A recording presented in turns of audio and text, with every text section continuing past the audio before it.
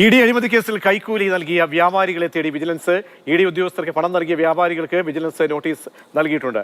ജെയിൻ രാജു ചേരുന്നുണ്ട്. ജെയിൻ, വ്യക്തിപരമായി തന്നെ പേരുവിവരങ്ങൾ തേടിയാണോ ഇപ്പോൾ വിജിലൻസിന്റെ നടപടി?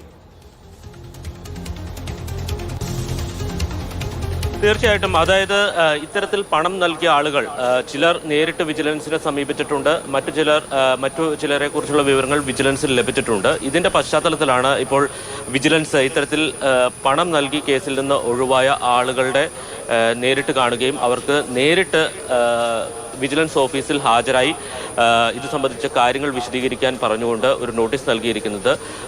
ഭാരതീയ ന്യായ സംഹിത 35(3) പ്രകാരമാണ് ഈ നോട്ടീസും നൽകിയിരിക്കുന്നത്. ഇന്ന് മാത്രം ഏതാണ്ട് 5ഓളം വ്യാപാരികൾക്ക് നോട്ടീസ് നൽകിയിട്ടുണ്ട്.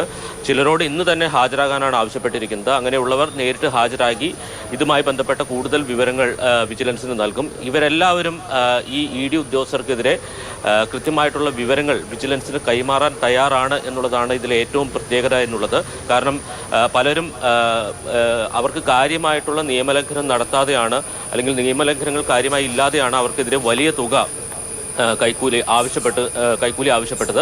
25 ലക്ഷം രൂപ മുതൽ 1 കോടി രൂപ വരെ നൽകിയ ആളുകൾ ഈ വ്യാപാരികൾക്കിടയിൽ ഉണ്ട്. അതുകൊണ്ട് തന്നെ ഇവർക്ക് വലിയ അമർഷം ഈ കാര്യത്തിലുണ്ടായിരുന്നു.